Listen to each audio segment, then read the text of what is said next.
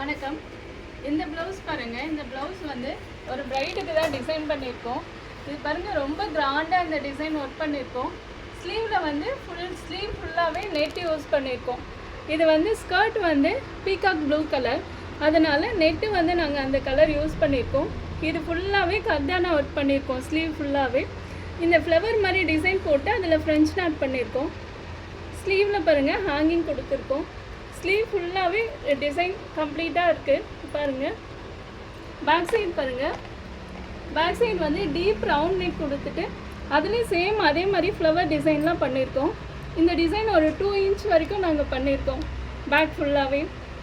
இதில் வந்து ஸ்லீவ் இங்கே பாருங்கள் ஹேங்கிங் வந்து கிளாத்தில் கொடுத்துட்டு பீட்லேயும் பண்ணியிருக்கோம்.